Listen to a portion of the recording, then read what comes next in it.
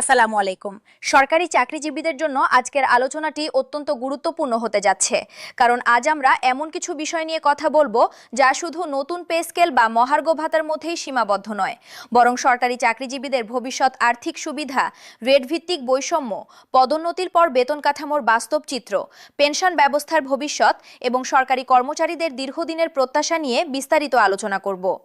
অনেকেই মনে করেন সরকারি চাকরিজীবীদের আলোচনার একমাত্র বিষয় হলো নতুন পে স্কেল, কিন্তু বাস্তবে বিষয়টি তার চেয়েও অনেক বড়।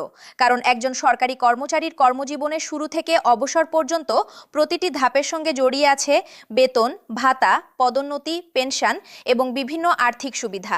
তাই ভিডিওটি শেষ পর্যন্ত দেখার অনুরোধ থাকবে, কারণ শেষের অংশে আমরা আলোচনা করব এমন কিছু বিষয় নিয়ে যেগুলো নিয়ে খুব কম মানুষ কথা বলেন, অথচ সরকারি চাকরিজীবীদের ভবিষ্যতের জন্য সেগুলো অত্যন্ত গুরুত্বপূর্ণ।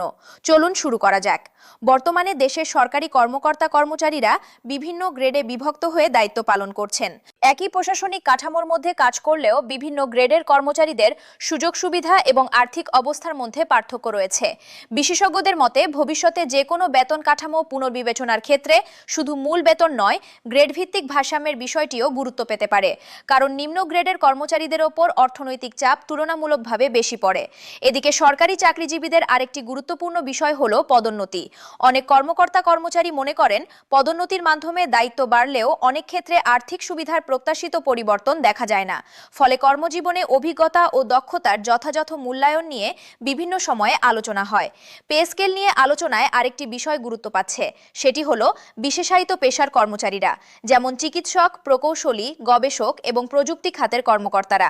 অনেক বিশেষজ্ঞ মনে করেন দক্ষ জনবল সরকারি খাতে ধরে রাখতে হলে এসব ক্ষেত্রে সুযোগ সুবিধাও সময়োপযোগী হওয়া দরকার। বর্তমানে বিশ্বব্যাপী সরকারি প্রশাসনে দক্ষ জনবল ধরে রাখার বিষয়টি একটি বড় চ্যালেঞ্জ হিসেবে দেখা হচ্ছে। বাংলাদেশেও বিষয়টি নিয়ে বিভিন্ন পর্যায়ে আলোচনা রয়েছে। এদিকে সরকারি চাকরিজীবীদের জন্য প্রশিক্ষণ ও দক্ষতা উন্নয়নের বিষয়টিও গুরুত্বপূর্ণ।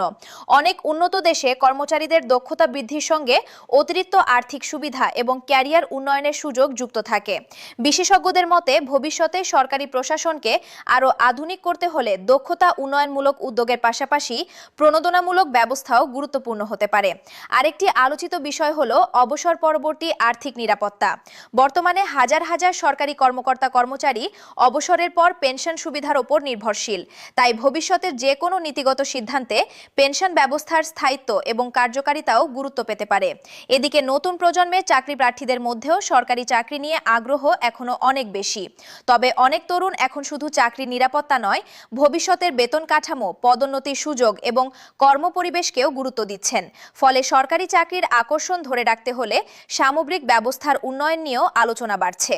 বিশ্লেষকদের মতে ভবিষ্যতের সরকারি চাকরি শুধু একটি স্থায়ী চাকরি নয়, বরং দক্ষতা, প্রযুক্তি এবং কর্মদক্ষতার সমন্বয়ে গড়ে ওঠা একটি আধুনিক কর্মব্যবস্থায় রূপ নিতে পারে। আর সেই পরিবর্তনের সঙ্গে বেতন কাঠামো এবং আর্থিক সুবিধার বিষয়টিও ওতপ্রোতভাবে জড়িত। বর্তমানে সরকারি চাকরিজীবীদের প্রধান প্রত্যাশা হলো এমন একটি ব্যবস্থা যেখানে কর্মদক্ষতা, অভিজ্ঞতা এবং দায়িত্বের যথাযথ মূল্যায়ন নিশ্চিত হবে। একই সঙ্গে দীর্ঘমেয়াদী আর্থিক নিরাপত্তা এবং অবসরকালীন সুবিধাও আরও শক্তিশালী হবে। তবে এখন পর্যন্ত এ বিষয়ে কোনো চূড়ান্ত সিদ্ধান্ত ঘোষণা করা হয়নি। সংশ্লিষ্ট মহল এবং সরকারি চাকরিজীবীরা এখন ভবিষ্যতের নীতিগত সিদ্ধান্ত ও আনুষ্ঠানিক ঘোষণার অপেক্ষায় রয়েছেন। নতুন কোনো গুরুত্বপূর্ণ তথ্য সামনে এলে তা নিয়ে বিস্তারিত আলোচনা তুলে ধরা হবে। আজকের মতো এখানেই শেষ করছি। সবাই ভালো থাকুন, সুস্থ থাকুন। আল্লাহ হাফেজ।